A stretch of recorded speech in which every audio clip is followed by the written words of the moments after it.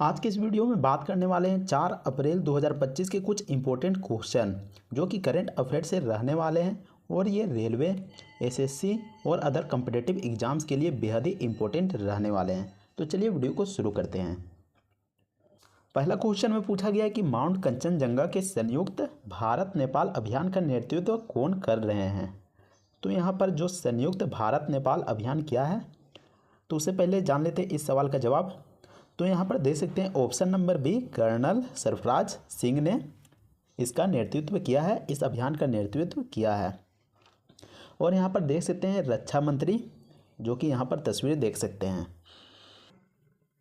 तो की पॉइंट्स में देख सकते हैं कि रक्षा मंत्री, जो कि रक्षा मंत्री कौन है, राजनाथ सिंह, उन्होंने 3 अप्रैल 2025 को नई दिल्ली स्थित साउथ ब्लॉक से माउंट एवरेस्ट, और माउंट एवरेस्ट की ऊंचाई कितनी है, 8,848 मीटर।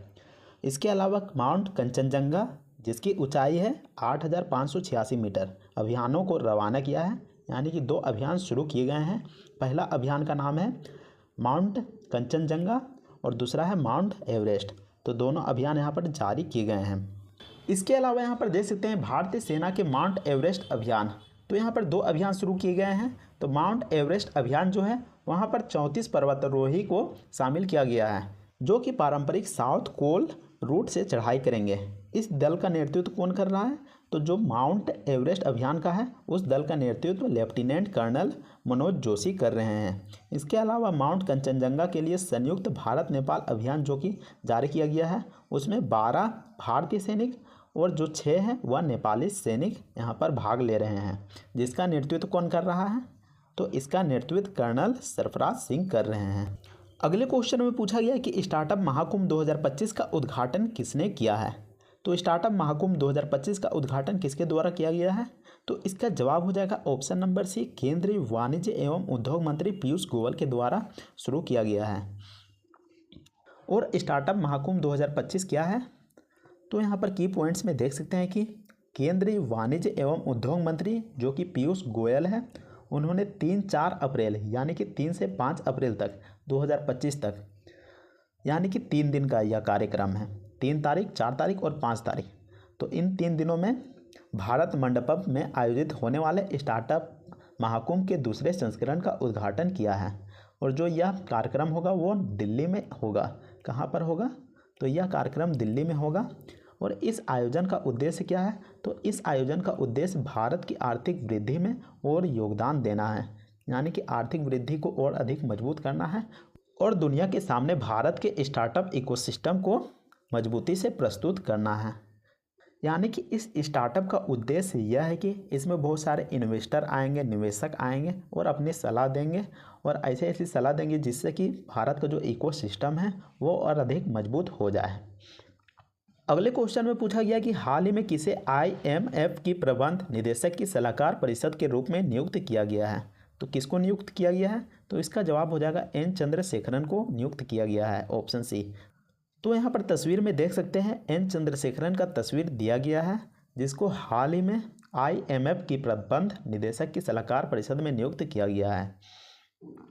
की पॉइंट्स में देख सकते हैं कि टाटा सन्स के अध्यक्ष N चंद्रशेखरन को IMF प्रबंध निदेशक की उद्यमिता और विकास पर सलाहकार परिषद में नियुक्त किया गया है। और इसका उद्देश्य क्या है, इस परिषद का उद्देश्य क्या है, तो इस परिषद का उद्देश्य है व्यापक आर्थिक और वित्तीय नीतियों को सुदृढ़ करना, जो कि उद्यमिता, नवाचार और आर्थिक विकास को समर्थन देगा।